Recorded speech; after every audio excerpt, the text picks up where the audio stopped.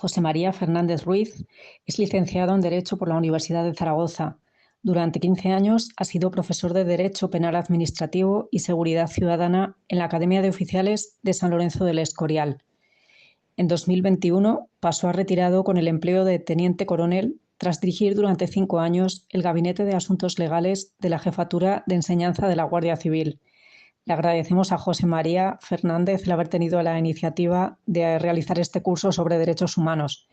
El tema del que va a hablar hoy es el derecho a la libertad y a la seguridad, con especial referencia a la esclavitud. Y tengo que dar gracias al Ateneo también de que desde entonces, bueno, desde hace poco, pues estamos aquí metidos en una dinámica de conferencias, reuniones, cosas que son, creo que son enriquecedoras. Así es que dentro de ese ámbito, pues yo, sí, efectivamente la idea fue mía, como dice Nieves, de dar un ciclo de conferencias sobre derechos humanos, porque curiosamente todo el mundo hablamos de cosas y sabemos de todo, pero yo percato por ahí de que muchas de estas cosas que las deberíamos de saber desde que salimos del colegio, de bien pequeños no lo sabemos. La gente a veces sabe, habla y tal, pero no tenemos mucha idea. Bueno, pues en esa idea, pues este ciclo, quizá los derechos más importantes, no los más polémicos, por cierto, pero los más importantes son evidentemente el derecho a la vida, que es el más importante, que nos dará Cristina Hermida, y a renglón seguido el derecho a la libertad y seguridad, tal como viene en la Declaración de Derechos Humanos. Ya el otro día Graciano nos dio una magnífica conferencia y ya habló un poco de cómo fue bueno, tanto Graciano como este Martín Rocha, nos hablaron un poco de cómo fueron los inicios. Lo recuerdo también porque después de la Guerra Mundial, que sabemos que finalizó en el 45, pues la humanidad estaba un poco sobresaltada, lógicamente, después de tantos millones de muertos, y se buscó a ver que estas cosas no pudieran volver a pasar, ¿no? Se formó se hizo una comisión de estudio que se llama la Comisión de San Francisco, que empezó en el año 45, pero básicamente estuvieron 2 años, desde el 46 hasta el 48, o sea, 2 años no son pocos para hacer artículos, o sea que, la dirigente auténtica fue Eleanor Roosevelt, era la mujer del presidente, y bueno, fue la auténtica artífice de que al final saliera la declaración, porque hay que tener en cuenta que nosotros tenemos una mentalidad, pero te vas a algún país por ahí, no voy a decir cuál, y la mentalidad es muy distinta. ¿Eh? ¿Sabes cómo son?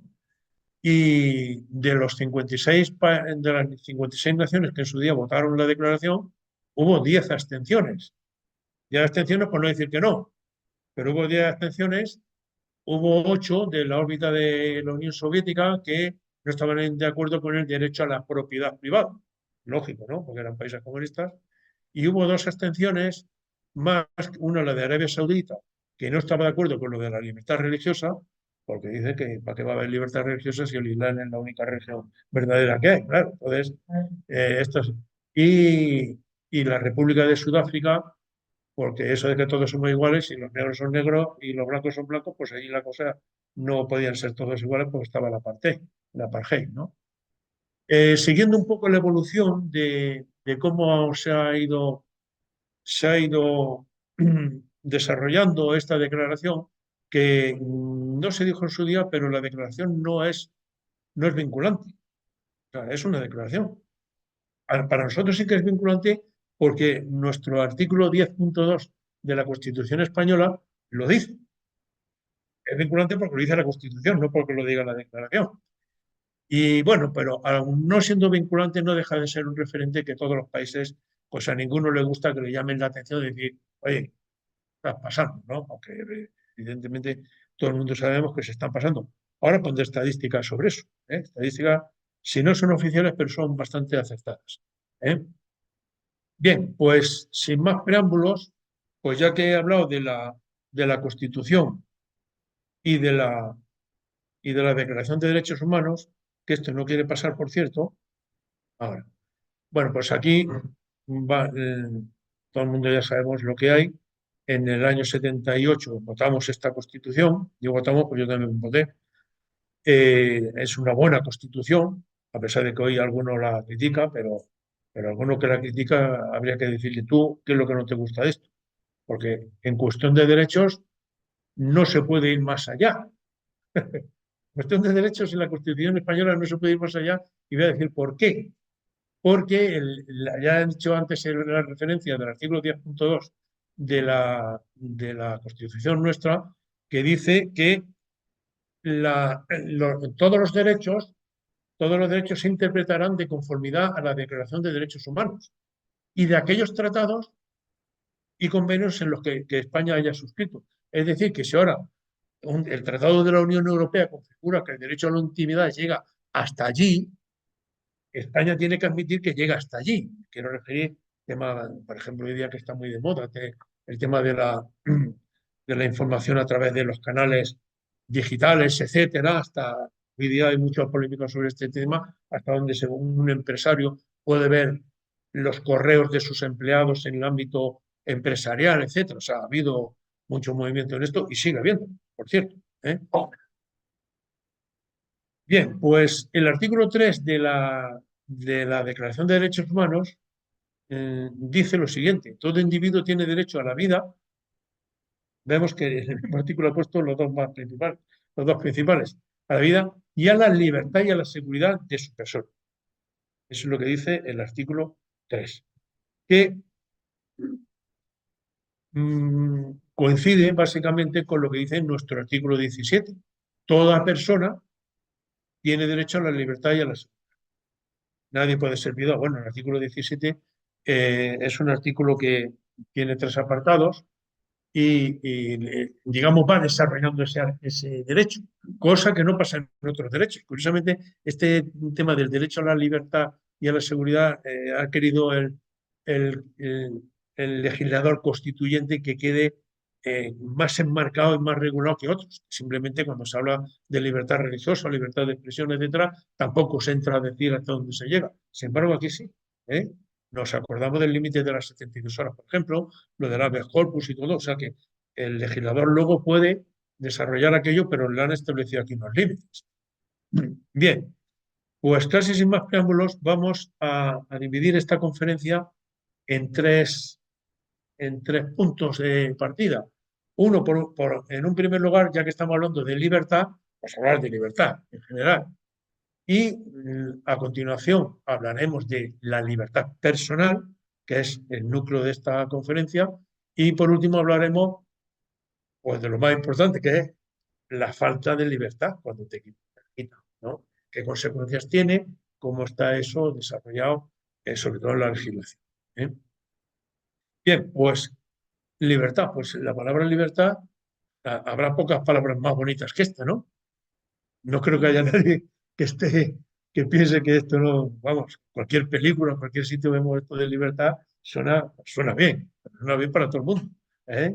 Y si a alguien no le suena bien, que vaya a un psicólogo o un psiquiatra, porque quien no quiere estar libre, ¿no? Bien, sin más preámbulos, yo cuando daba clase muchas veces busco en la legislación qué es lo un concepto, qué es lo que quiere decir el legislador, pero no siempre se lo encuentra uno. Pero el mejor referente es irse al diccionario. Pongo un ejemplo de una cosa muy sencilla. ¿eh? El legislador dice que parricidio es un delito que se comete cuando se comete un homicidio contra un familiar cercano. O sea, por ejemplo, que mata a un hermano o a su madre, comete parricidio. Sin embargo, el diccionario parricidio es el que mata a su padre. O sea, que es curioso. Pero luego el legislador a veces estas matizaciones se hacen. Bien, entonces ahora veremos que hay matizaciones también en este tema de la libertad. Porque, por ejemplo, el tercer concepto que dice estado de quien no está preso. Es un concepto que está muy bien, pero el que no está, y el que está detenido no está preso. Pero claro, es que aquí se está refiriendo prácticamente al que está, digamos, que le han echado el guante la autoridad judicial y está o bien en la cárcel o está en un calabozo policial o algo así. Pero bueno, me voy a detener sobre todo en el primer concepto, que es el más importante, que es la facultad que tiene el hombre, bueno, evidentemente, de obrar de una manera u otra y de no obrar por lo que es responsable de sus actos. Ese es el principal concepto. Luego vamos a entrar en los dos siguientes, en el 5, que es el que nos interesa, que dice que en los sistemas democráticos es un derecho de valor superior que asegura la libre determinación de las personas.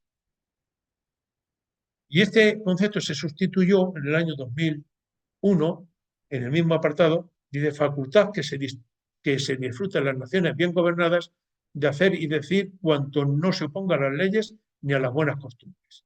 Esto lo aclaro yo de una forma muy sencilla. En un sistema democrático, todo el mundo es libre de hacer cualquier cosa que no esté prohibida. Es lo que dice aquí. ¿Eh? O sea, si algo, o sea, ¿puedo conducir por la izquierda? No, ¿por qué? Porque hay una ley de seguridad vial que me dice por dónde se puede conducir. ¿Eh? ¿Puedo tocarle el trasero a una bella señorita? Pues tampoco, porque eso constituye un delito que viene recogido. O sea, tú puedes ser libre de pensar esas cosas, pero no de hacerlas, porque están castigadas en el Código Penal, en la ley de seguridad vial. No, es que piensa que ser libre porque se puede hacer todo lo que se quiera. No se puede hacer todo lo que se quiera. Y creo que he puesto dos ejemplos muy sencillos, ¿no? Muy claros, ¿no? La libre determinación de las personas, pues muy sencillo. O sea, la libre determinación de las personas es eh, mm, mm, tratar de, por todo, porque en este caso no es la libertad y la seguridad solo, es la libertad en general, libertad de pensamiento, libertad de expresión, libertad de cátedra, todas las libertades que configuran que una persona puede desarrollarse como persona o como ciudadano en una sociedad, pues hacia donde quiera. ¿Eh?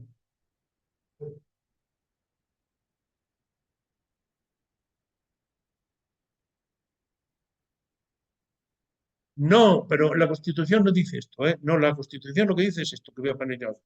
Dice en el preámbulo, dice, la nación española deseando establecer la justicia, la libertad y la seguridad y promover el bien de cuanto le integra, en uso de su soberanía proclama su voluntad de crear un Estado democrático de derecho, la paz social, en fin, habla de 5 apartados ahí.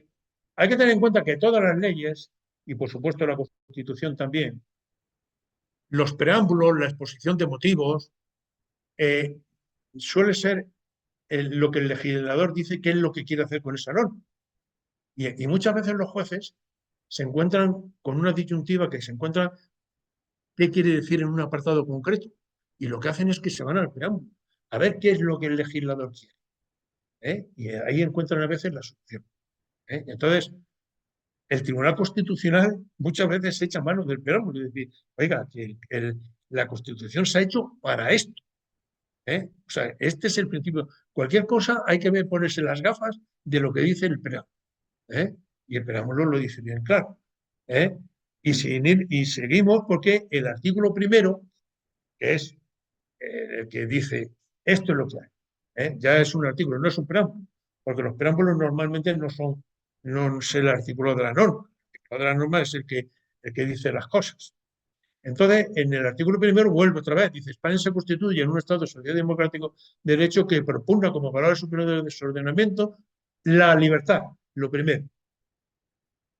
La libertad que estamos hablando aquí no es la libertad, es la libertad en general, ¿eh? La que venía en el primer apartado de la definición del derecho, la justicia, la igualdad y el pluralismo político.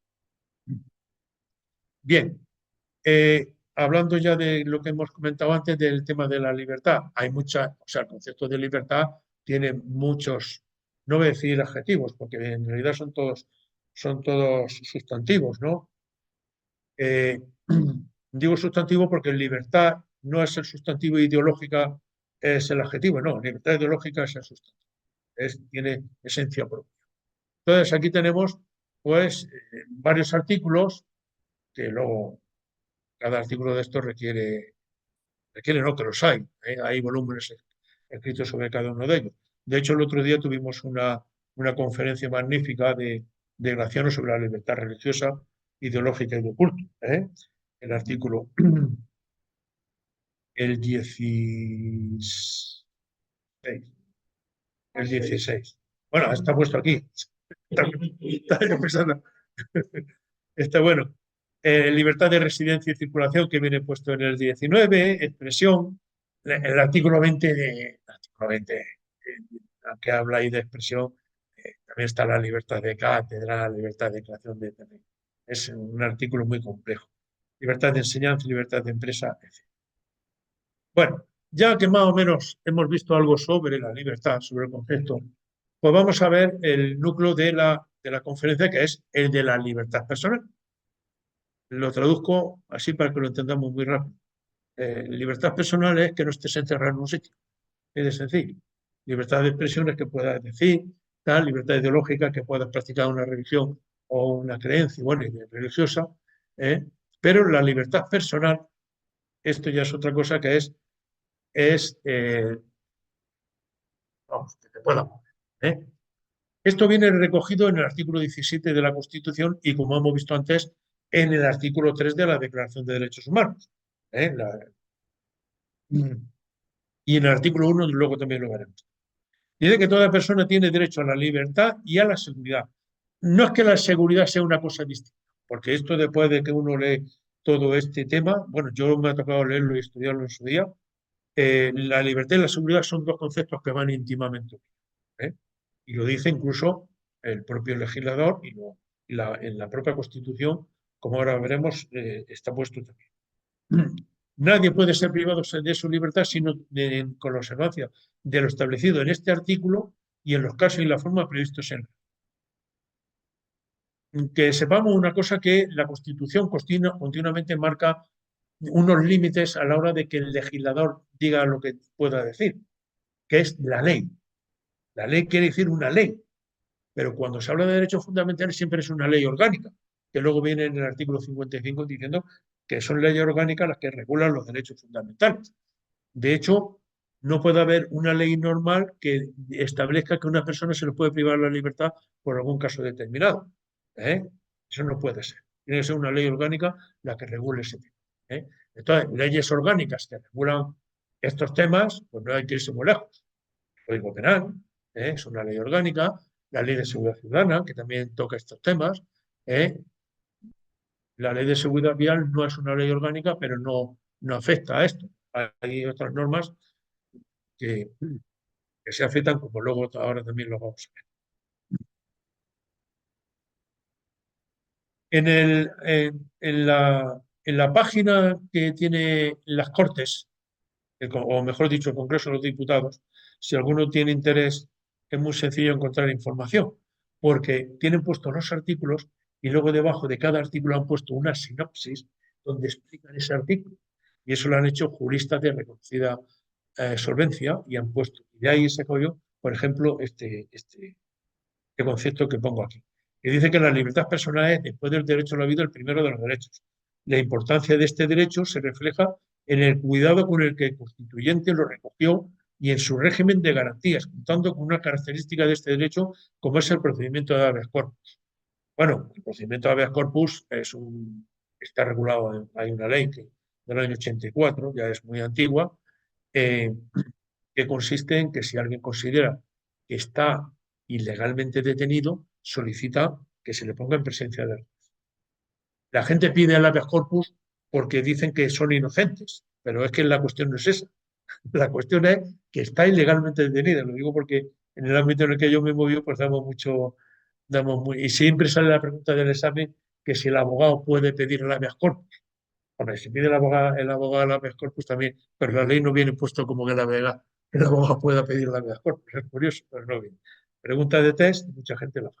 Bueno, no vamos a poner examen al final de la conferencia, si es que no me falta que toméis nota. Bien.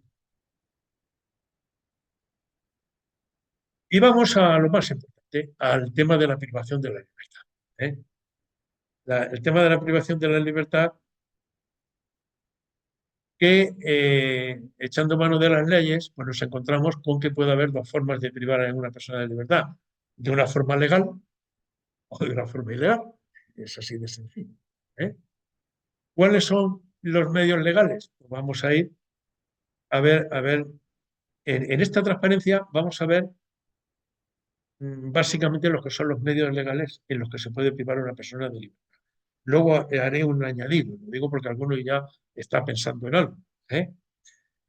Bien, los medios legales son las penas privativas de libertad, las medidas de seguridad privativas de libertad, la detención preventiva y la retención. Ahora explicaré someramente cada una de estas cosas. Las penas privativas de libertad es lo que viene puesto en el Código Penal. El Código Penal, en el artículo 35, es que además lo dice, son penas privativas de libertad, la prisión permanente revisable, la prisión, la localización permanente y la responsabilidad personal subsidiaria por el pago de multa. Ojo, no nos confundamos con este último apartado, que no es algo que en otros tiempos pasaba o que está prohibido en la Constitución que pase, es que una persona por deudas le priven de libertad. No, es que a una persona le ponen una condena donde le ponen que pague una multa, no la pagan y en lugar de pagar la multa le ponen la privación de libertad. Pero hay una condena penal que nunca, en el caso concreto se sustituye por lo otro, pero no es por impagar una multa, pero una multa en el ámbito penal. No es que alguien no haya pagado 100 euros por saltarse un límite de velocidad y por eso vaya a la cárcel, que no es así. Y yo creo que esto debe quedar meridianamente claro. No vaya a que haya alguna confusión en este sentido. Luego hay una cosa que se llaman las medidas privativas de libertad, que están en el Código Penal, en el artículo 96. Así vamos, así para entendernos rápidamente. Vamos a suponer que una persona mata a otra. Eso es un delito de homicidio. Puede ser asesinato en determinadas circunstancias. Pero hay unas eximentes. Hay unas eximentes que vienen recogidas en el Código Penal. Imaginemos que una persona mata a otra, imaginemos que alguien que le vienen a matar, que viene, pues yo qué sé, con un cuchillo, lo que sea, y el otro se defiende y lo mata. Le aplicarían seguramente la eximente de legítima defensa. Entonces, lo absolverían de ese. Pero vamos a suponer que el que mata a otro resulta que está loco. Sí, se dice, claro. Después del proceso penal se determina mediante informes facultativos válidos, evidentemente, de que esa persona no. Entonces, estaremos en lo que se llama un inimputable. Esa persona, como no tiene capacidad de discernir lo que está bien, lo que está mal, su acto, lo que sea, lo declaran inimputable.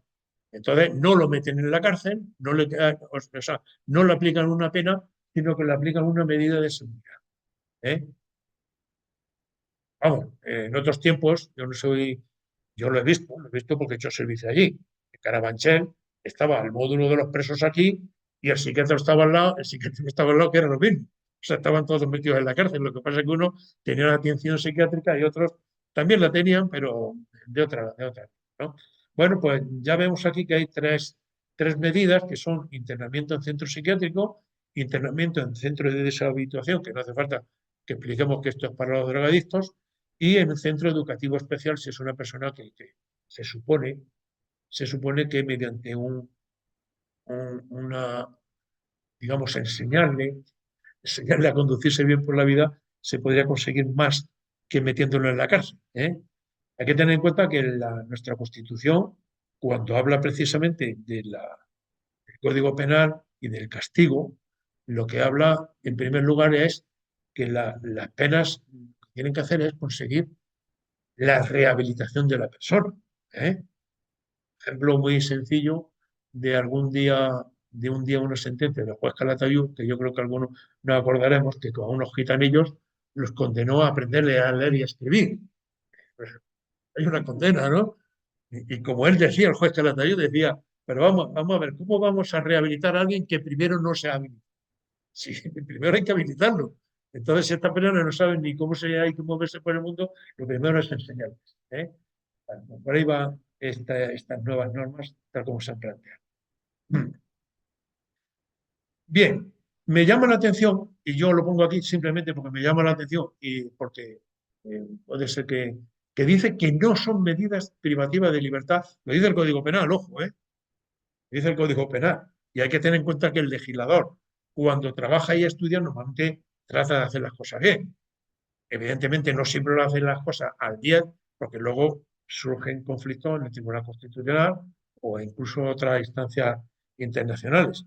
Bien, inhabilitación profesional, expulsión del territorio nacional, etcétera. Pero curiosamente la libertad vigilada que está regulada precisamente en el artículo 106, dicen que consiste la libertad vigilada. Hombre, hay apartados de la libertad vigilada que si no es esto una restricción de la libertad que venga Dios y lo vea, ¿no?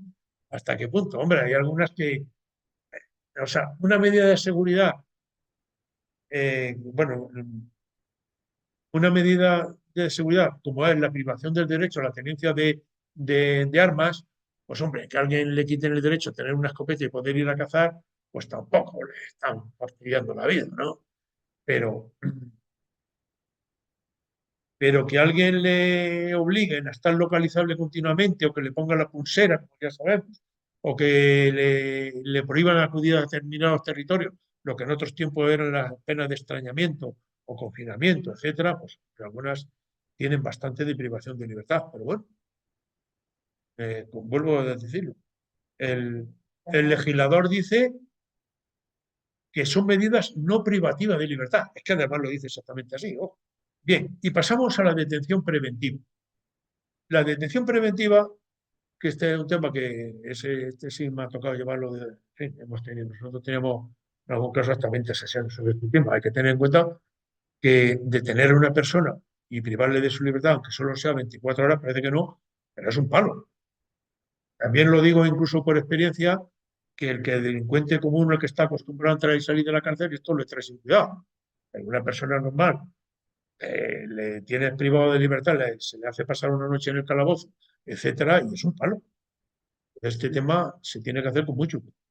Digo porque en el ámbito de la enseñanza que me ha tocado, pues este tema se existe muy bien para que las cosas se hagan con mucha pulcritud, entre otras cosas, porque el que lo hace puede cometer un delito, como ahora veremos.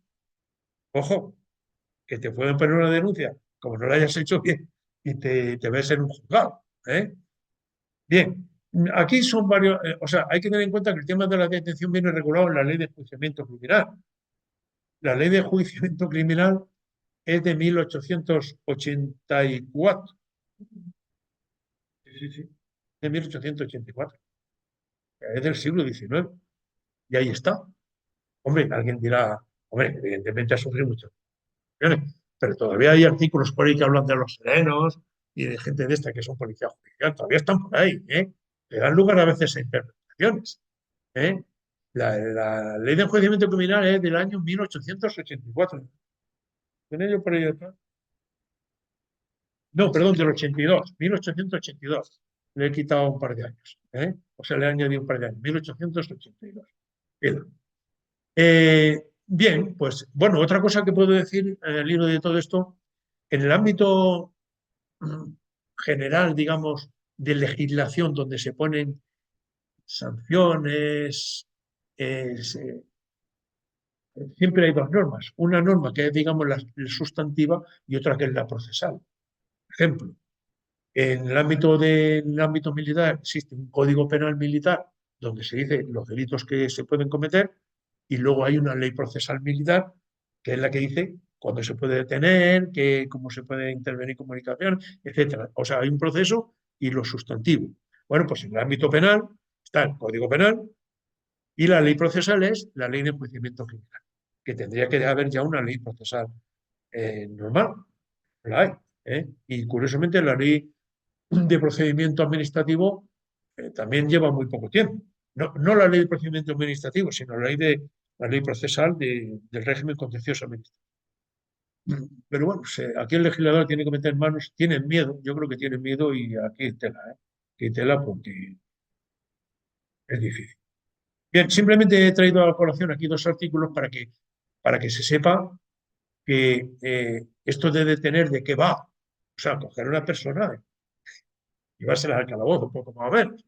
Bueno, si hablamos del artículo 489, dice que las autoridades, los agentes de la Policía Judicial tienen la obligación, no que pueden, no, no, obligación, ojo, obligación de detener a cualquier persona que se le atribuya la participación en un hecho con caracteres de delito. O sea, una infracción administrativa no se puede detener. ¿Eh? Hoy no existen las faltas, porque se cambió el Código Penal y tal. En otros tiempos tampoco se podía detener por faltas en determinadas circunstancias, pero una cosa muy rara. Y curiosamente los particulares sí pueden detener Ya vemos ahí en el artículo 490, ya dice ahí al delincuente infragante, o sea, imagina hoy que hemos visto que estamos por ahí la gente con lo del rey, ahí con banderitas, imaginemos que alguien ve a uno que saca una pistola y trata de pegar un tiro, ¿eh? Y coge en ese momento, le engancha, lo tal, y podría hacerlo, ¿eh? Podría hacerlo, que no de ideas. Bueno, también hay unos sistemas de seguridad muy buenos también preparados, ¿eh? O sea que, bien, al que vaya a cometer un delito en el momento de ir a cometerlo y al delincuente infragante, el delincuente infragante es el que en ese momento está, imaginemos, uno que le está pegando a la mujer, llega otro y lo engancha, es más fuerte y se lo lleva y tal. Puede hacer, ¿eh? Normalmente esto no pasa, ¿eh? Las cosas como son. ¿Sabéis a quién se le aplica sobre todo esto? A los vigilantes de seguridad, porque los vigilantes de seguridad no son ni autoridad ni policía judicial. O sea que los vigilantes de seguridad están en este ámbito. Y en este ámbito están en los dos primeros apartados.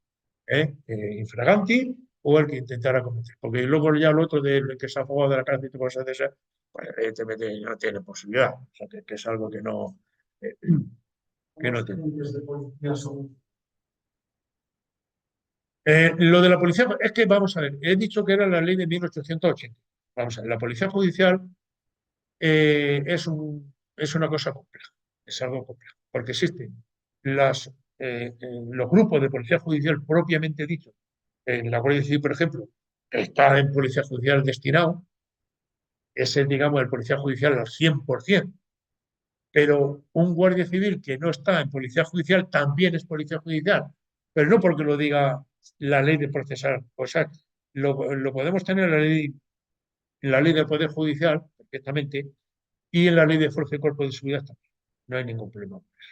El problema quizás viene, a veces se ha dado precisamente en esta ley de enjuiciamiento criminal, que he dicho antes que si serenos, hay gente por ahí rara y que también los considera policía judicial y más de una vez han interpretado que sí, que podían estar ahí. Cual resulta extraño, ¿no? Pero bueno, básicamente hoy día policía judicial, la fuerza y cuerpo de seguridad, todos, ¿eh? Todos. Policía judicial, o sea, fuerza y cuerpo de seguridad me refiero del Estado, de las comunidades autónomas y de la policía local. Ojo, todos esos son policía judicial. No hay problema por eso. No, vamos a ver.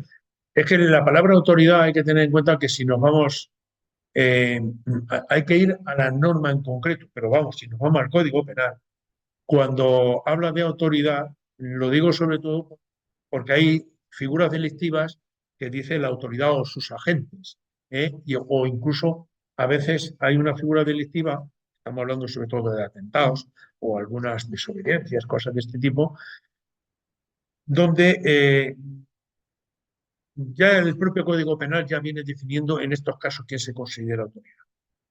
Por ejemplo, en los delitos de terrorismo, parecía, en otros delitos distingue entre autoridad y agentes, pues en los delitos de terrorismo castiga lo mismo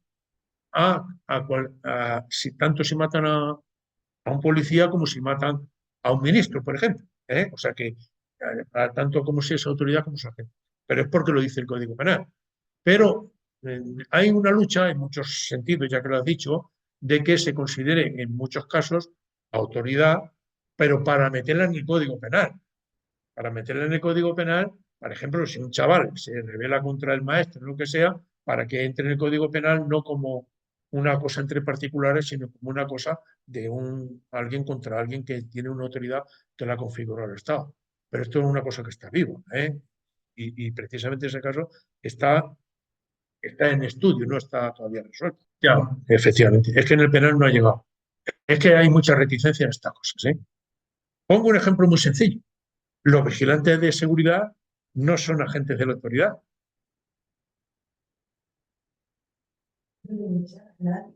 La- lo- para muchas cosas, hombre, podríamos entrar en un desarrollo más, ¿eh? Pero bueno, lo digo porque si no nos desviamos mucho del tema. Pero bueno, ya os digo que los vigilantes de seguridad no son agentes de la autoridad. Sin embargo, la propia legislación, la ley de seguridad privada, les obliga a hacer determinadas cosas como si fueran agentes de la autoridad. Pero hay mucha reticencia a que esta gente sean agentes de la autoridad, con lo cual no les cubre ni la tutela que les da el Código Penal, ni la tutela que le podría dar incluso la ley de enjuiciamiento criminal.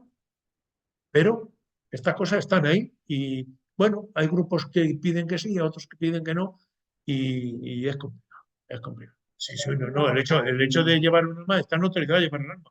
Pero vuelvo a insistir, ellos pueden detener como si fueran particulares, no como agentes territoriales. ¿Eh? Bien, pasamos a otra figura que es la de la retención.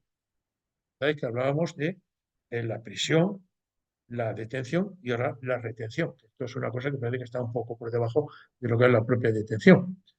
Bien, la retención hay de dos clases.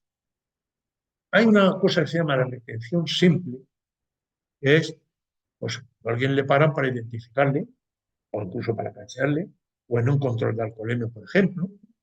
Bueno, la identificación está prácticamente en la mayoría de las cosas.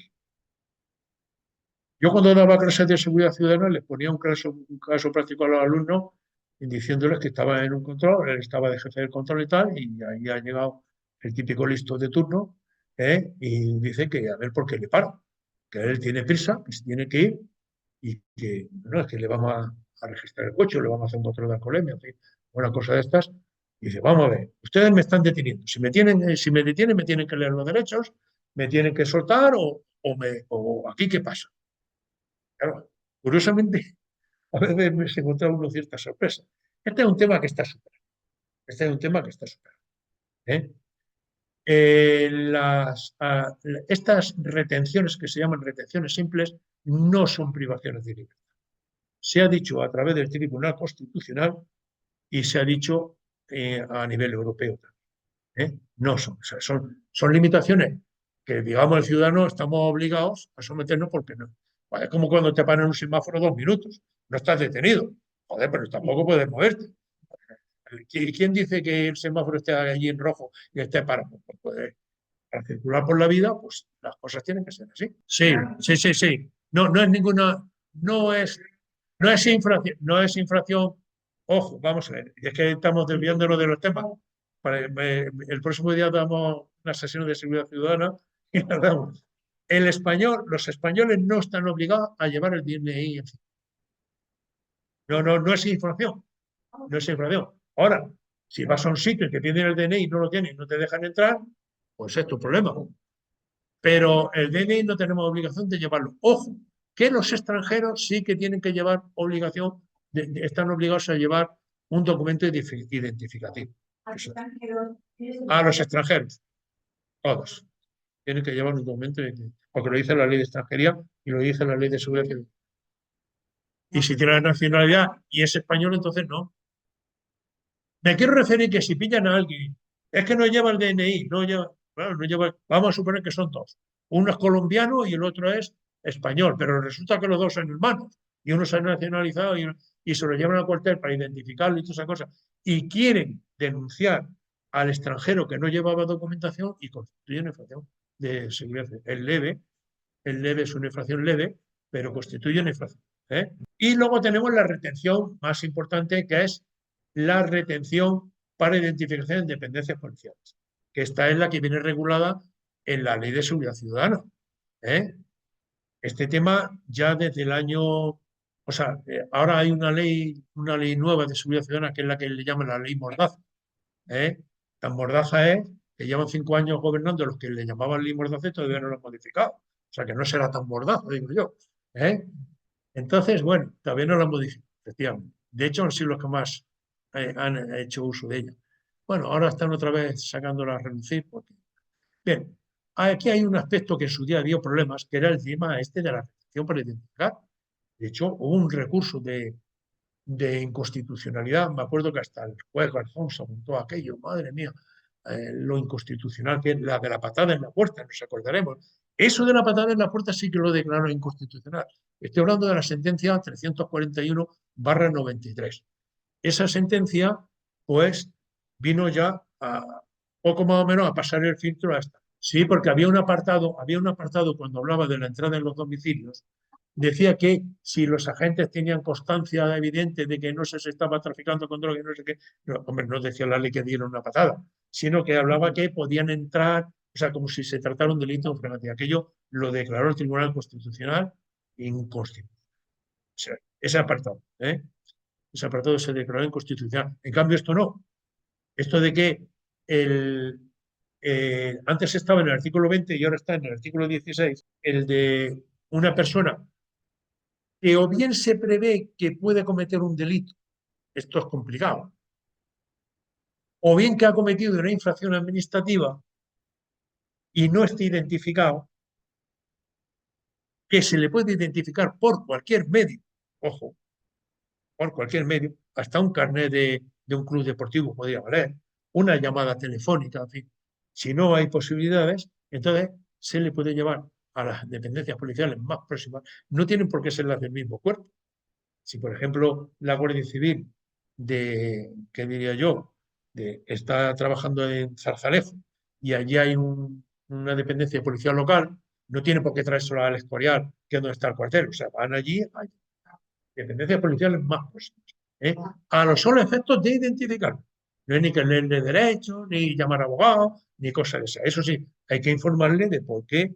Y luego se hace una estadística todos los meses, se le da al Ministerio Fiscal y demás, ¿eh? Pero, bueno, hoy día con los medios que hay, pues la verdad es que cuesta, es difícil llegar a esta situación. Yo ponía en mis tiempos casos prácticos, hombre, digo porque curiosamente lo he hecho. Curiosamente lo he hecho.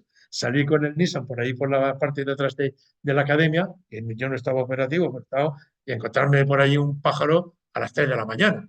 ¿Y usted qué hace por aquí? Cuando sabemos, digo un pájaro, en el sentido, ¿usted qué hace por aquí?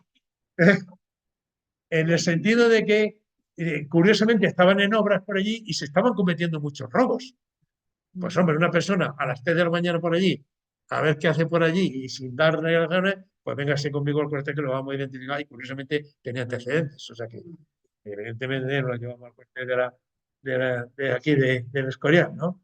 Bueno, pues hombre, estas cosas luego, siempre hay que pensar muchas veces en estas cosas, que luego la persona puede poner una denuncia e ir al juzgado y a ver esto, cómo se justifica. Hombre, si tú dices a las 3 de la mañana en un sitio de obra donde llevamos varios días, donde se están llevando cables, se están llevando ladrillos, se están llevando de todo, a ver esta persona encima que no trae razones porque estaba por allí, a ver, blanco y en botella, ¿no?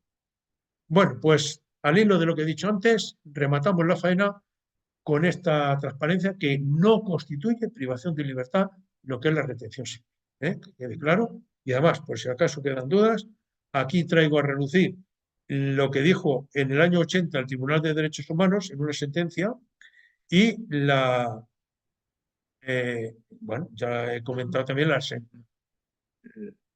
sentencia del Tribunal Constitucional a 341. O sea que este es un tema que ya está más que resuelto. ¿Que habrá todavía quien no esté de acuerdo? Si mañana el legislador quiere modificar esto y quiere quitar esta forma, pues lo puede hacer.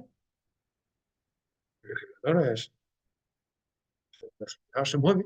Muchas veces lo que antes era que sí, ahora que no. Ya hemos dicho que una persona puede estar en la cárcel, está privado de libertad, está cumpliendo una condena y en una forma legal. Una forma legal, es la forma más normal y más sencilla. Que yo me viene a la mente quién definió esto de la mejor manera. Sofía Loren. Cuando la metieron en la cárcel por un tema de Hacienda, no sé si nos acordamos, le preguntaron qué era eso de estar en la cárcel. Y ella contestó y dijo, imagínense lo que es que alguien cierra la puerta y tú no tienes la llave. ¿Eh? O sea, qué forma tan clara de definir lo que es estar privado de libertad. Alguien cierra la puerta y tú no tienes la llave. Pues eso dijo Sofía Loren y a mí me gusta esa definición que hizo. ¿Eh? Bueno, pues vamos a pasar a lo que serían las formas ilegales. Bien, cualquier privación de libertad no amparada por la legalidad es un delito. No hay que darle vuelta. No es una infracción de seguridad vial ni de seguridad ciudadana. Es delito. ¿Por qué es un delito? Porque estamos hablando de un derecho muy importante, lo dije al principio. ¿Eh? Es un derecho muy importante y como es un derecho muy importante, cualquier atentado a este derecho, aunque sea mínimo, es un delito. Puede ser que hay un abanico de posibilidades también. Ahora mismo veremos. Estos son los delitos que vienen recogidos en el Código Penal. eh, Además se titula así, el título cuarto, el título cuarto habla de delitos contra la libertad. Si no sabemos, el Código Penal son dos libros. Un libro primero que habla de los delitos, perdón, de la configuración, y luego el libro segundo es de los delitos y las penas. Y luego el libro viene recogido por títulos. Cada título, pues, una familia. Delitos contra la propiedad. Bueno, pues ahí viene recogido pues, los robos, los hurtos, las estafas, etcétera. Delitos, en este caso, delitos contra la libertad, pues vienen recogidos estos tres capítulos de las detenciones ilegales y los secuestros, las amenazas y las coacciones. Así como someramente voy a pasar un poco por encima, bueno, pues tampoco vamos a entrar, está horas explicando, ¿no? ¿Qué es una detención ilegal? Hombre, alguien que coge, yo he conocido un caso de alguien que encerraba a la mujer, la dejaba encerrada. Si ella pone una denuncia, eso es una detención ilegal. O sea, estamos hablando de básicamente un particular, ojo, que puede ser también un funcionario. ¿eh? Esos son detenciones legales. Y los secuestros, pues ya sabemos que es lo mismo, algo parecido, pero pidiendo rescate, etcétera. He puesto aquí estos dos apartados de cometidos, lo pueden cometer particulares, pero también lo pueden cometer funcionarios. Curiosamente, en el Código Penal anterior, esto no estaba así, porque había un título específico de delitos por funcionarios con ocasión de los derechos cometidos fundamentales reconocidos por las leyes. Y entonces ahí está. Pero no sé por qué el legislador ahora lo ha querido poner. De hecho, lo ha puesto igual, lo único que dice que si funcionario, pues se pone la pena inmediatamente superior. No, bueno, perdón, se pone la pena en su grado. Es lo mismo. ¿eh? Alguien que. Me está viniendo a la mente un caso que es real. Un preso le dan permiso para irse el fin de semana. Y el funcionario que tiene que darle el permiso se lo da un día más tarde. ¿No? Al funcionario, sí, sí. Le ha privado de libertad de 24 horas a esa persona. Y eso que estaba en la cárcel. Estamos hablando de un caso real. Estamos hablando de un caso real.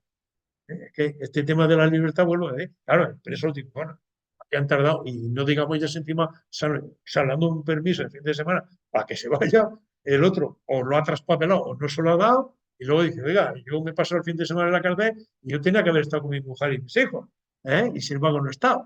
Presentan la denuncia, ¿quién tiene la culpa de esto? Pues al que le han pillado, pues los delitos son los que están recogidos, no pueden penar. Son figuras.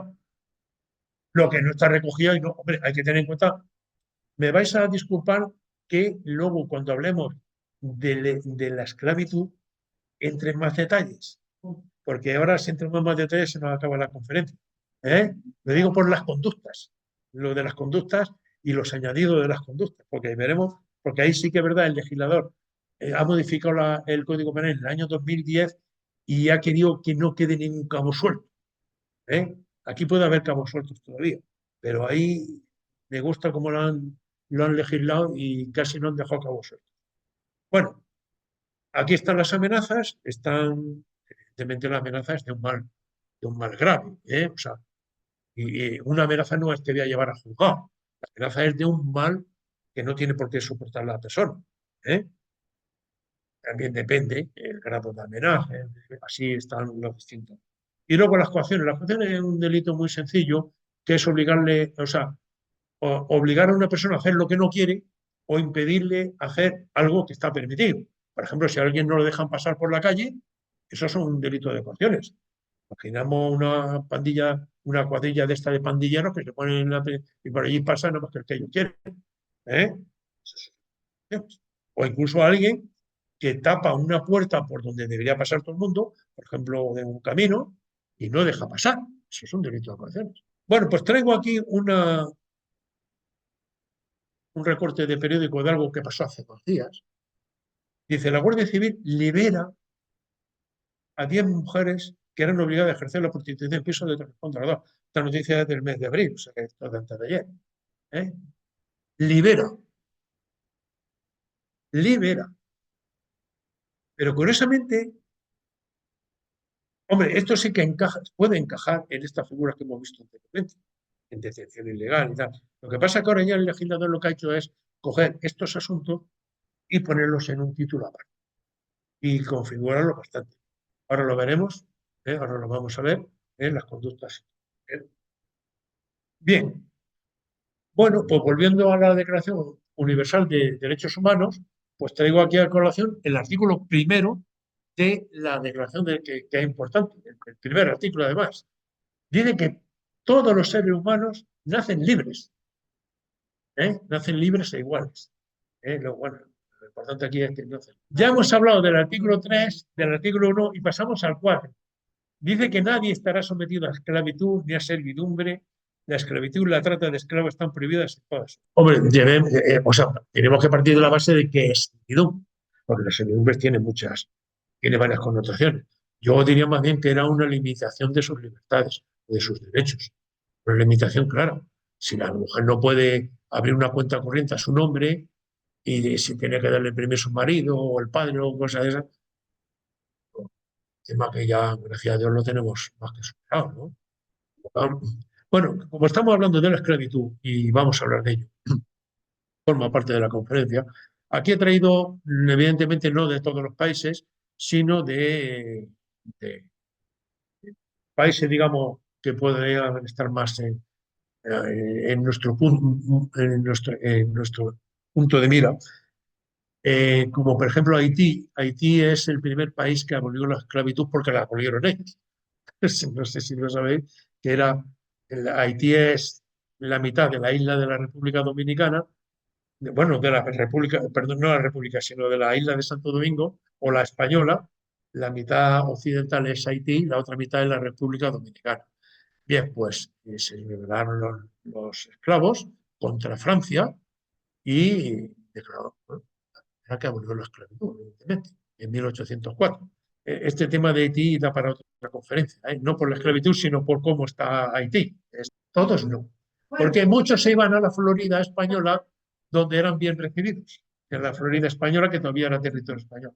Que les pilla mucho más cerca toda la zona de Virginia y Alabama, eso le pilla mucho más cerca de eso. Y ahí en España, o sea, cuando iban a la Florida, inmediatamente eran declarados ser hombres libres. Eso, los americanos esas cosas no las dicen porque no lo dicen, pero eso está en nuestro ver, a pesar de las leyendas negras y todo eso.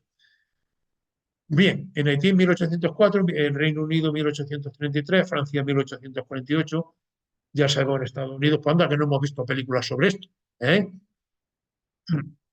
En Brasil, en España, se abolió en 1837, una constitución que se hizo en 1837.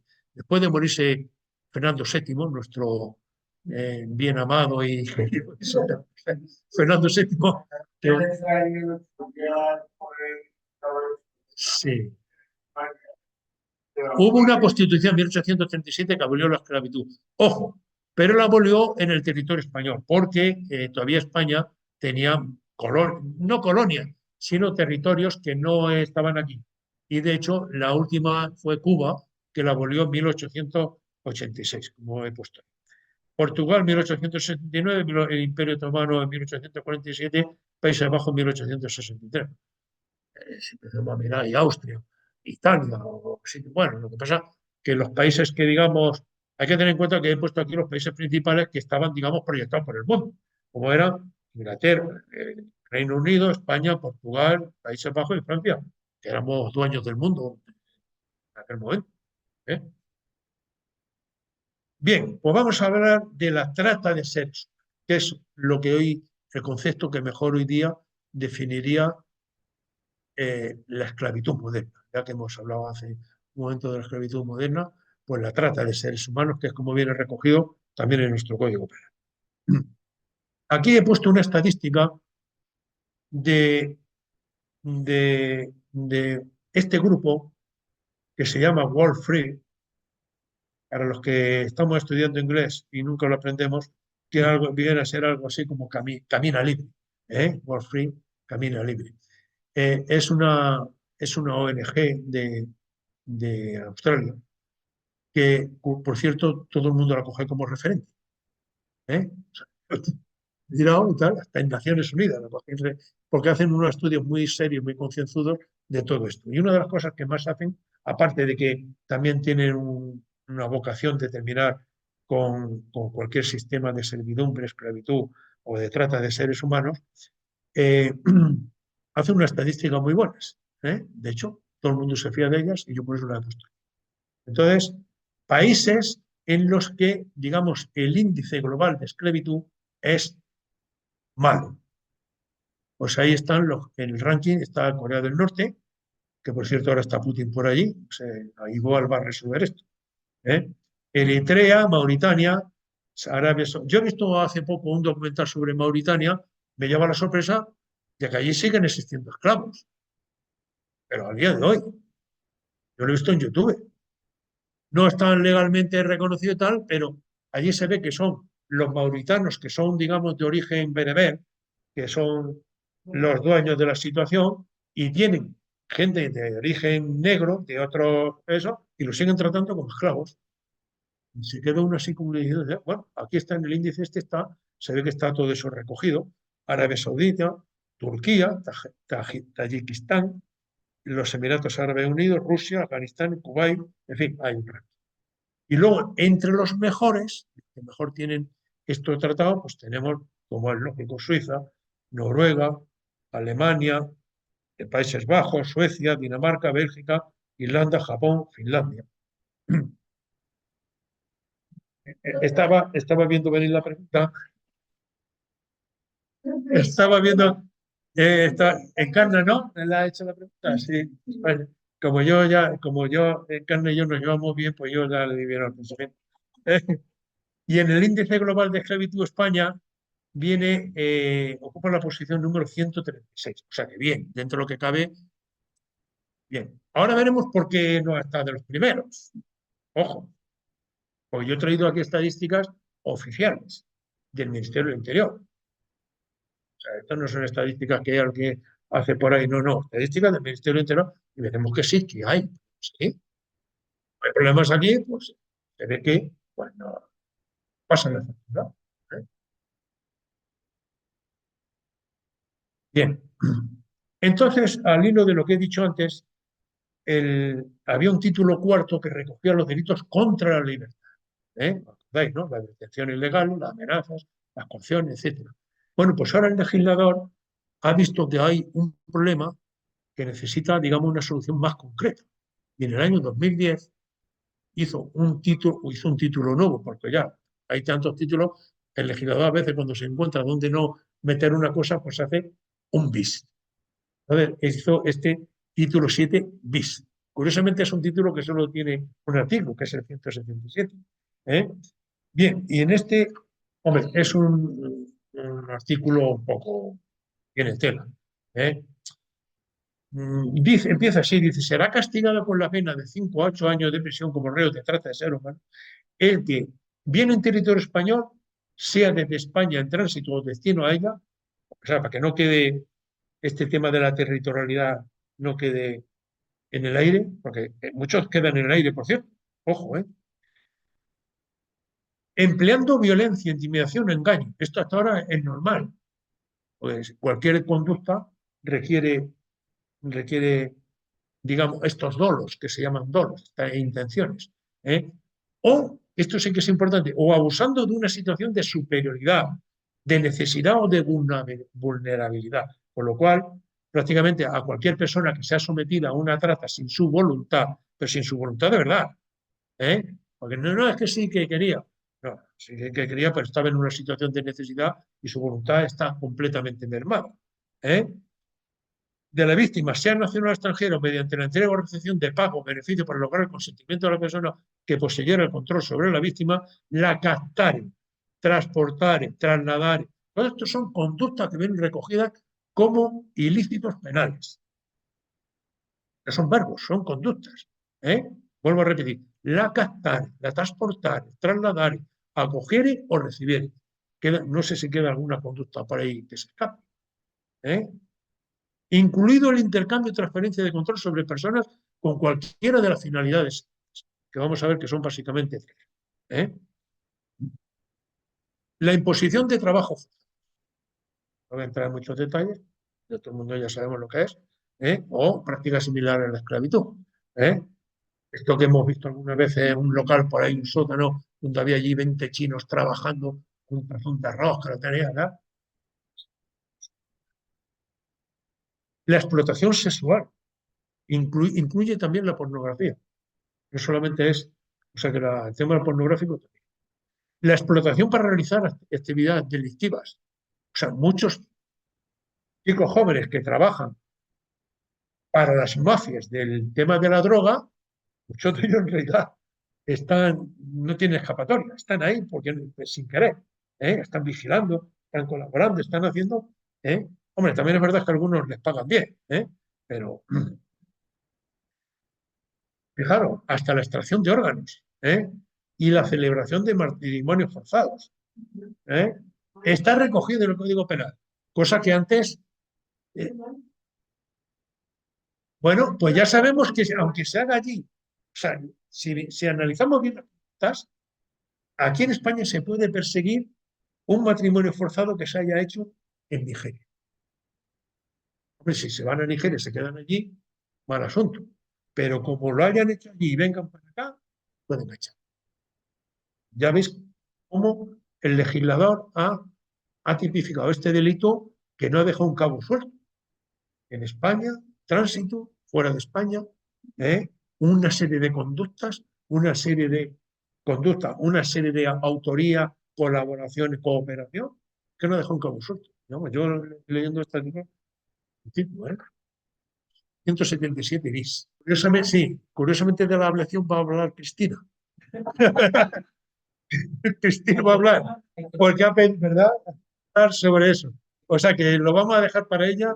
Bueno, ya que hemos hablado de estos temas, lo digo porque yo lo he vivido, he visto casos de esos. Dice, bueno, una mafia, estamos hablando de unas prostitutas, o sea, un tinglado, todo el tinglado completo, con palizas incluidas y todo. Luego pasa una cosa, tenemos tenemos un Estado de Derecho que es muy exigente en cuanto sobre todo en cuanto a las formas. ¿eh? No, aquí en España cuando alguien va a la cárcel va con pruebas, y esto de algún indicio es muy difícil. Si el que está en la cárcel, porque hay pruebas. Y las pruebas, los jueces quieren pruebas. ¿Y qué pasa? Pues que, por ejemplo, estas mujeres a las que le han pegado, las han prostituido y tal, son las víctimas. Son las que incluso han podido presentar la denuncia. Pero resulta que cuando llega el juicio oral, desaparecen. Ya no están. ¿Pero dónde están? Claro, tienen miedo a los otros, con lo cual muchos juicios de estos pues se quedan. Porque es que, claro, me falta. Aquí el legislador, pero claro, estas cosas son muy complicadas porque a ver hasta qué punto se puede prescindir de ciertas pruebas, porque el tema de las pruebas también, las pruebas no valen la declaración que hace una persona así por las buenas. Las pruebas tienen que ser o sea, si tú le tomas declaración, tiene que ser estar el abogado delante y que tenga posibilidad de hacer preguntas, que haya una contradicción, etcétera. O sea que, en fin, esto no vamos a entrar en detalles, pero vamos, en España el sistema de derecho es exigente y las pruebas para conseguir una condena tienen que ser unas pruebas competentes. Y en estos casos, la cosa es, sinceramente, yo voy a poner ahora estadísticas del Ministerio del Interior que me gustaría saber hasta qué punto muchas de esos atestados al final terminan en una condena como Dios manda. Y es verdad que el Ministerio del Interior hace sus estadísticas, que las publica, que ahora las veremos, publica sus estadísticas todos los años en una cosa que se llama el Anuario Estadístico del Ministerio del Interior, donde se recogen todos los trabajos que se hacen por la policía, la Guardia Civil, instituciones penitenciarias, tráfico, etcétera. Todo viene recogido. El número de denuncias que se ponen, el número de detenidos, por conceptos, todo. Bien, este artículo 177 bis, bueno, vuelvo a incidir sobre esa conducta que lo he leído antes, que lo ha querido poner aquí una transparencia, que exista una situación de necesidad o vulnerabilidad porque la persona no tiene otra alternativa y, bueno, pues lo puede deducir perfectamente. Bien, aquí he traído, ya lo he dicho, del Ministerio del Interior, de no hay que complicarse mucho la vida. Entra uno en la página del Ministerio del Interior y sale toda esta información. Pública. Hay una ley de transparencia que también obliga a hacer todo esto. Bien, dice que a lo largo de 2023 se identificó un total de 1.466 víctimas de delitos de trata y explotación de seres humanos. Sobre esto quiero decir una cosa. Hay una cosa que se llama la cifra negra de la delincuencia, que consiste en lo siguiente, que si, por ejemplo, se ha intervenido, imaginemos, hace poco había una presión gorda bueno, pero me parece que lo han hecho en Países Bajos, no sé cuántas toneladas de cocaína. Más o menos se calcula que la droga que se aprende viene a ser el 10% de la que circula. Esto es difícil de entender, claro. Bueno, ¿cómo se sabe la que se ha escapado? Pero bueno, eso es lo que se llama cifra negra de la delincuencia. Más o menos, pero bueno, esto los criminólogos, que son gente que estudia mucho esto, se valen de muchas informaciones, etcétera. Aquí en este campo la cifra negra de la delincuencia es muy alta. Es muy alta. O sea que si a lo largo del año ha habido 160 detenidos, podríamos poner por trata de seres humanos en el ámbito laboral, pues se multiplica eso por 10 como mínimo. O sea que eso se ha descubierto más o menos el 10% porque tiene que haber denuncias, tiene que haber investigaciones, tiene que haber procesos que si no se llevan a cabo, pues no se sabe. Bien, aquí pongo estadísticas sacadas del Ministerio del Interior que son estas. Tampoco vamos a entrar en muchos detalles. Ponen los 5 últimos años atestados por la trata sexual. O sea, este cuadro es sobre la trata en el ámbito sexual y vemos los atestados que se han hecho, los detenidos y las víctimas. Vemos en el ámbito laboral, pocos, me parecen ahí. Evidentemente yo creo que a todo el mundo nos parecerá poco. En la Guardia Civil he visto yo casos. A veces, ¿sabéis dónde sale de la forma más sencilla? Un accidente de circulación. Un accidente de circulación, mantiene un golpe y ahí sale a relucir un señor que es de Marruecos, que está legalmente, y salen 3 personas más que no se sabe ni quiénes son, y que llevan ahí un montón de herramientas, un montón de cosas, y van a trabajar a un sitio, se empieza a indagar y se ve que era un ámbito de explotación. Entonces ahí no hay escapatoria. Pero bueno, el legislador también hace lo que puede, pero evidentemente esto de atestados por trata laboral 39 en España, yo soy el primero que no me lo creo, ni siquiera que sea el 10%. Entonces seguramente hay muchísimo más. Algo que sí que conozco, y aquí estamos más de uno de Jaén, el tema de la aceituna en otros tiempos era muy proclive, porque estamos hablando del campo. Vete a buscar a la gente que está variando aceituna. Está cogiendo aceituna, y allí puedes coger a gente que ha venido ilegalmente, les pagas 4 perras, te lo lleva allí y cosas de esas. Hoy día está la cosa complicada porque para empezar el que lo haga va a la cárcel. Y luego van los inspectores de trabajo, van con una pareja a la Guardia Civil y no es difícil ver dónde está el atajos. Y se hace ese, porque están obligados. Cuando empieza la recolección de la aceituna, se hace mucho trabajo de esto. La gente se anda con cuidado. Bien, vemos aquí también, seguimos con la estadística, atestados hechas por mendicidad, pues fijaros, 2. Yo creo que muchos responden. La mendicidad era la sospecha de voluntariedad y cosas de estas, en 2 en el año 2023. Esto es lo que ha publicado el Ministerio del Interior, pero se ha caído de la página del Ministerio del Interior. Fijaros, detenidos por matrimonios forzados, 12. Bueno, vemos, más que nada de ver estos números, vemos que el problema está ahí. Sabemos que el problema está ahí. O sea, en España tenemos este problema. Tenemos este problema que desde el 2010 tenemos una legislación que lo persigue. Incluso en la policía y en la Guardia Civil hay equipos especializados en esto. Claro. Y se hacen continuamente, se hacen cursos para actualizarse, ver cómo están las cosas, porque no queda más remedio que los equipos, sobre todo, cuanto más especializados están, más necesidad tienen de actualización continuamente. ¿Eh? Bien, y siguiendo con el tema este, pues aquí voy a poner, ya voy a entrar un poco más en, digamos, dejando aparte estadísticas y entrando más en lo que es el nivel paisano, lo que hacemos a un nivel más civil del mundo de contra la esclavitud y la trata de seres humanos.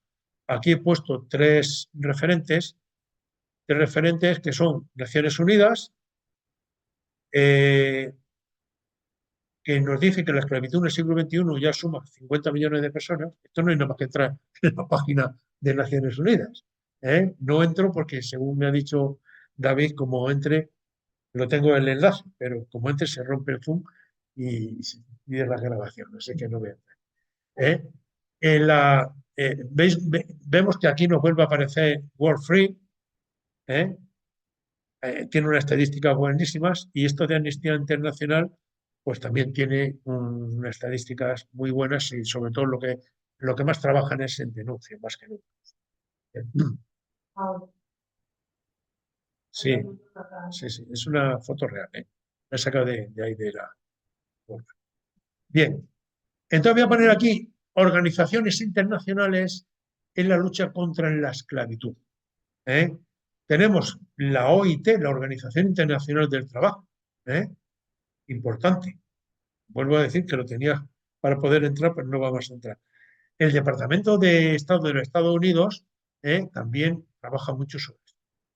Y a nivel europeo también. De hecho, a nivel europeo he puesto una transparencia aparte, que es esta, que tenemos tanto la Comisión Europea como el Consejo de Europa, como la OSCE, hacen trabajos sobre el tema este de la trata de seres humanos y delitos que ya hemos visto. Y como organizaciones no gubernamentales internacionales en la lucha contra la esclavitud, pues he puesto estas.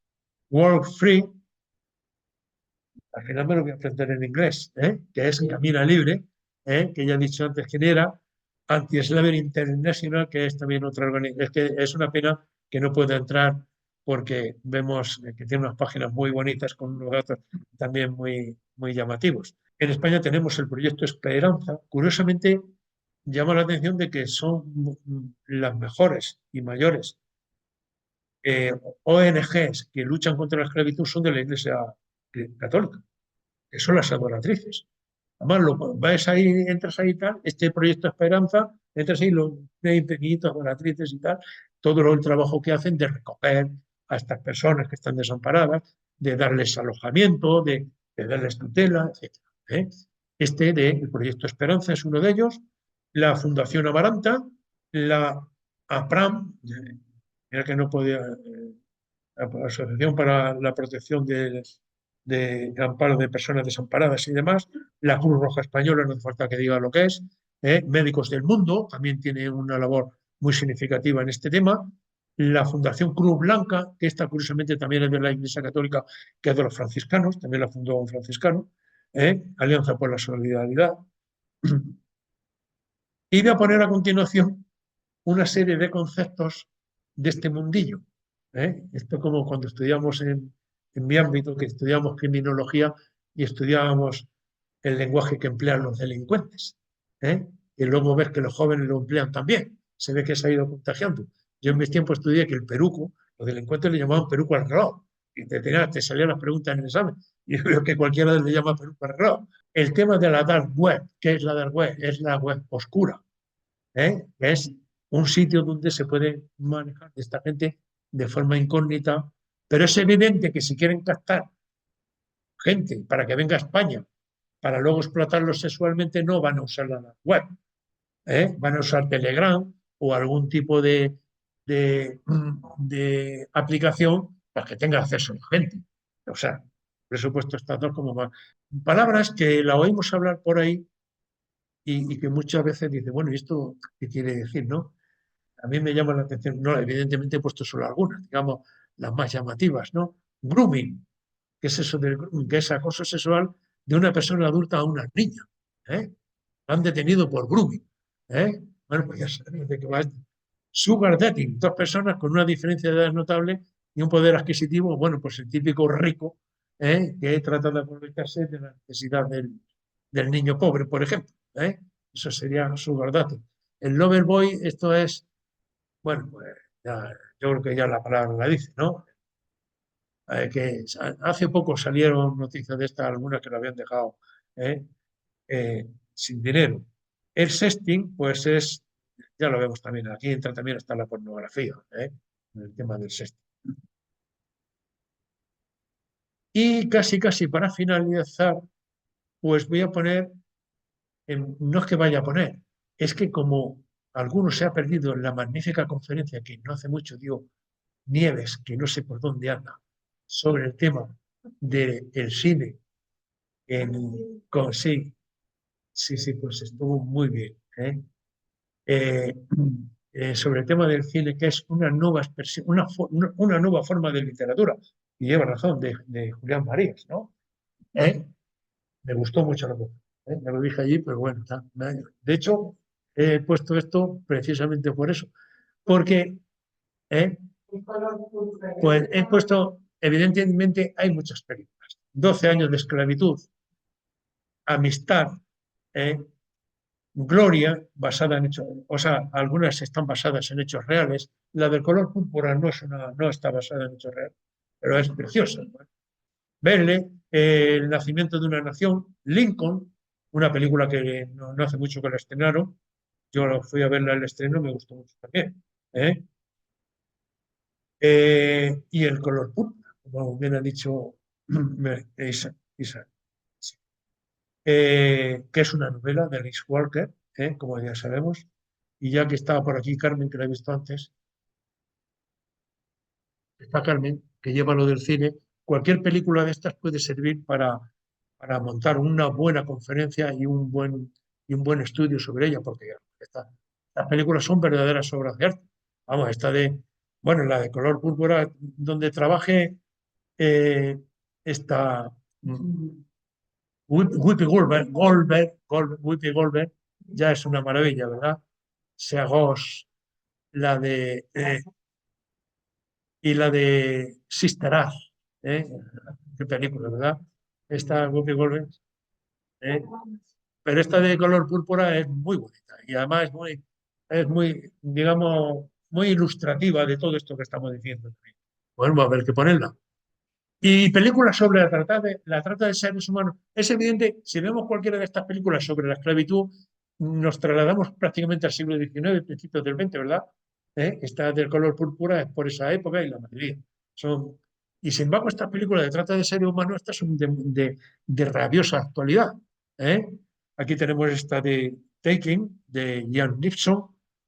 La de Trade, esta de Trade es de una joven mexicana, de la lucha que tiene secuestrada como esclava sexual. Esta de Edén, basada está en hechos reales, de una joven norcoreana.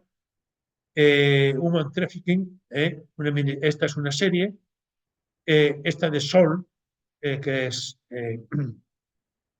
vendida, sigue la historia de una niña nepalí. Yo la he puesto aquí como más significativas. Yo he visto alguna de estas. Esta de Taken es una película que me gustó mucho. Este de Ian Neeson ya sabemos quién es, ¿no? Es un hombre. Sí, la habían secuestrado a la hija. Yo me acuerdo allí por París cómo andaba el hombre, ¿verdad? Termino la conferencia. Tengo que decir por lo menos adiós, ¿no? Y lo voy a decir porque yo ando mucho con la bicicleta y ahí a la entrada del camino de Peralejo hay un tablero de madera que tiene puesto esto. Dice, no pido otra cosa que el cielo sobre mí y el camino bajo mis pies. Me llamó la atención, le hice una foto y todo, lo que pasa es que no encontré la foto. Está allí en la entrada del camino de Peralejo, está en el cartelillo y qué bonita frase es para definir lo que es la libertad, ¿verdad? A mí me encanta esa frase. O sea, parece que es poco, pero decir el cielo sobre mi cabeza y el camino sobre bajo mis pies. Qué bonita es. Y esta la escribió Robert Louis, es un escocés, murió muy joven, con 44 años, pero tiene unas novelas y unos relatos sobre viajes y todo eso precioso. ¿eh? ¿Eh? Robert Louis Stevenson. Y gracias por su atención y hasta aquí.